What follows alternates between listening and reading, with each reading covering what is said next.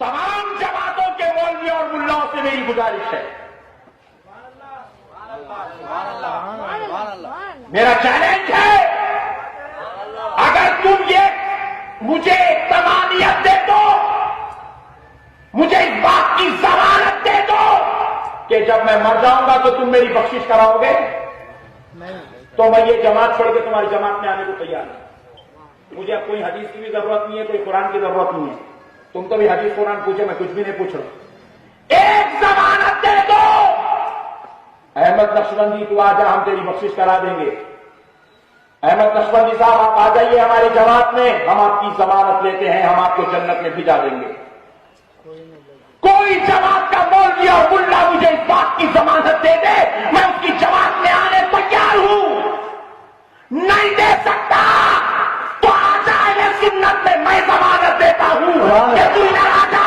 गौसे आजम बख्शाने को तैयार है, गरीब नवाज बख्शाने को तैयार है, बाबा शरफुद्दीन बख्शाने को तैयार है। अरे कोई भी तेरा दामन ना थामे तब फातिमा के पापा तो है ही। जालिम तूने चैलेंज दिया है, मैं तेरा चैलेंज कबूल करता हूँ। अल्लाह की कसम वाहिद बन जा, मोहम्मद की हदीस गारंटी देती है तुझे अल्लाह जन्नत दे देगा।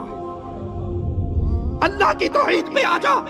इन मुर्दों को गौसे आदम ना समझ, जो अपने कपड़े ना उतार सके, जो अपना तहारत ना कर सके, जो अपना गुस्ल ना कर सके, जो बीवी रोती को चुप ना करा सके, जो रोते बच्चों को चुप ना करवा सके, अरे जो खुद चलकर कब्रिस्तान ना जा सके, जो कब्र की मिट्टी में उतर ना सके, जो अपनी कब्र पे मिट्टी डाल ना सके, इतने मजबूर थे कि लोगों के कंधों के सवार होकर गए थे। वो कब्र में दाखिल होने के बाद सबसे बड़े मददगार कैसे बन गए?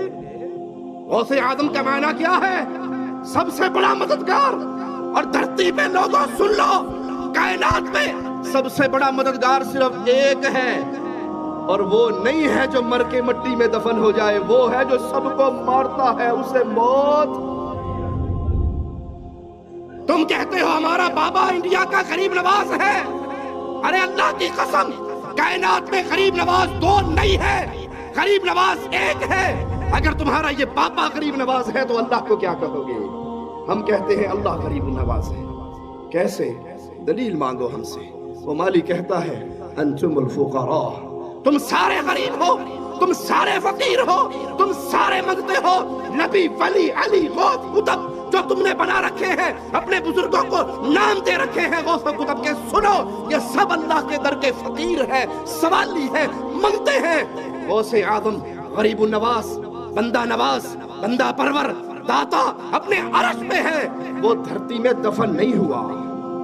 तुम कहते हो हमारे बाबा जी छुड़ा लेंगे, और यहाँ मोहम्मद करीम सल्लल्लाहु अलैहि वसल्लम लख्ते जिगर फातिमा से कहते हैं, बिनती फातिमा, बेटी अमल करना, ला उगनी अन्की मिन अल्लाह शैआ। फातिमा अगर रब ने पकड़ लिया तो मोहम्मद की लख्ते जिगर होने की वजह से छुटकारा ना होगा। अमल करना, अगर अल्लाह ने पकड़ लिया मैं तेरा बाबा तुझे छुड़ा ना सकूंगा। ये वो रास्ता है शिर्क का, जिस पे चल के आज लोगों ने गारंटी दे दी लोगों को कि जाओ हमारी जमातों में आ जाओ, हमारे सिलसिलों में आ जाओ, हमारी पीरी फकीरी पे आ जाओ, हमारा दम भरते रहो, नजराने सालाने चंदे हमें देते रहो, जो मर्जी करते रहो, हमारे पीर साहब ने तुम्हें बख्शवा लेना है। सारे पीर इकट्ठे हो जाए तो मोहम्मद के एक सहाबी के बराबर हो सकते सल्लल्लाहु अलैहि वसल्लम। तुम तो कहते हो ये जन्नत में ले जाएंगे, ये खुद जन्नत में जाएंगे या नहीं जाएंगे इसकी इनके पास कोई गारंटी? ये जन्नत में जाएंगे या नहीं? जिस इमाम को हम मानते हैं, जिस इमाम को हम मानते हैं, जिसको हमने इमाम आज़म कहा, कायद आज़म कहा, रहबरे आज़म कहा, अल्लाह की कसम उसकी गारंटी है जब तक मोहम्मद दरवाजा ना खुलवाए जन्नत का दरवाजा कोई और खुलवा नहीं सकता। जब तक मेरे आका जन्नत में ना जाए कोई और नबी जा नहीं सकते। जब तक मुस्तफा की उम्मत ना जाए किसी नबी की उम्मत जा सकती सल्लल्लाहु अलैहि वसल्लम। यह गारंटी सिर्फ अहलुल हदीस के पास है। वो जन्नत खुलवाएगा, जन्नत में पहला कदम मोहम्मद का लगेगा सल्लल्लाहु अलैहि वसल्लम। तुम्हारे इमाम जाएंगे या नहीं जाएंगे उस पे कोई सबूत और गारंटी मौजूद میں نے کہا تھا تمہارے سارے پیر مل کے میرے نبی کے کسی صحابی کے قدموں کے برابر نہیں ہو سکتے. آؤ میں تمہیں سناتا ہوں. جہاد کا میدان ہے، تیر لگتا ہے، نیزہ لگتا ہے، نوجوان تڑپ کے شہید ہو جاتا ہے. صحابہ کہتے ہیں ہنیئا لہ الجنہ، اس کو جنت مبارک. جاؤ اس مولوی صاحب کو سناؤ جو قوم کو گمراہ کرنے کے لیے، اپنے فرقہ پرستی کے بت کو پوجنے کے لیے، اپنی جماعت کے چندے بڑھانے کے لیے، مریدوں کی تعداد میں اضافہ کرنے کے لیے جھوٹ بول رہا ہے کہ ہمارے باپے چھڑا لیں گے، ہمارے باپے جنت میں لے جائیں گے. یہ صحابی رسول ہے، میدان جہاد ہے، مصطفیٰ کا خادم ہے، مصطفیٰ کا صحابی ہے صلی اللہ علیہ وسلم. نیزہ لگا، فوت ہو گئے. ساتھی نے کہا اس کو جنت مبارک ہو. پیارے نبی نے فرمایا، پیارے حبیب نے فرمایا، پیارے مصطفیٰ نے فرمایا، امام کائنات نے فرمایا، محمد الرسول اللہ نے فرمایا صلی اللہ علیہ وسلم، کلا والذی نفس محمد بیدہ، اللہ کی قسم ہرگز نہیں، اس رب کی قسم جس کے ہاتھ میں محمد کی جان ہے، اس رب کی قسم جس کے ہاتھ میں محمد کی جان ہے، تمہارے اس ساتھی نے خیبر کے مال غنیمت میں سے ایک چادر چوری کر لی تھی. وہ چادر آگ بن کے اس کو لپیٹ چکی ہے. کون جنت میں جائے گا کون نہیں، تمہارے پاس اس کی دلیل نہیں. جنت میں وہ جائے گا جس کے بارے میں اللہ کہہ دے، جس کے بارے میں محمد بتا دے صلی اللہ علیہ وسلم. باقی حسن ظن کیا جا سکتا ہے کہ انشاءاللہ یہ جنت میں جائے گا اگر موحد ہوگا، اور اگر مشرک ہوا تو اس کے لیے حسن ظن بھی ہو سکتا. آج تم نے مردوں کو غوث اعظم اور غریب النواز بنا کے اپنی جماعت کی تعداد تو بڑھا لی. جو مرضی کرو، ہمارے نذرانے دیتے رہو، جنت پکی ہے. ایک ملنگ کہتا ہے کہ مولا علی جنت کے دروازے پہ کھڑے ہو جائیں گے، فرشتے جہنمیوں کو لے کر جا رہے ہوں گے، مولا علی ان میں سے ڈھونڈ ڈھونڈ کے اپنے ملنگوں کو چھین چھین کے جنت میں بھیج رہے ہوں گے. انا للہ و انا الیہ راجعون. میں شعر پیا پڑھدا، انہاں سارے تو وزنی شعر ہے. دیکھنا میرے پاس سونا میرا مولا، او اللہ دے قریب علی، سونا میرا مولا، او اللہ دے قریب علی. او دوزخ دے بوئے تو ہاتھ نپ کے، دوزخ دے بوئے تو ہاتھ نپ کے، تے جنت پہنچا جان.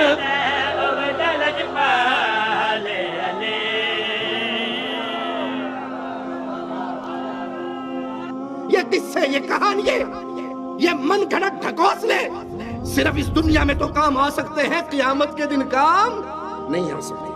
صحیح بخاری میں سیدنا ابو ہریرہ رضی اللہ عنہ سے روایت ہے، وہ کہتے ہیں میں نے رسول اللہ صلی اللہ علیہ وسلم سے سوال کیا، من اسعد الناس بشفاعتک یوم القیامہ، اے اللہ کے نبی صلی اللہ علیہ وسلم، قیامت کے دن وہ خوش نصیب کون ہے جس کو آپ کی شفاعت نصیب ہوگی؟ اللہ تجھے تیرے پیارے ناموں کا واسطہ ہے مولا، ہم جتنے یہاں بیٹھے ہیں تجھے تیرے پیارے ناموں کا واسطہ دے کے تجھ سے مانگتے ہیں، اللہ ہمیں حشر میں قیامت میں محمد کی شفاعت نصیب فرما صلی اللہ علیہ وسلم. اللہ ان گناہگار آنکھوں نے اس دھرتی پہ مصطفیٰ کے دور کو نہیں پایا، آپ کے پیارے مکھڑے کا دیدار نہیں کیا.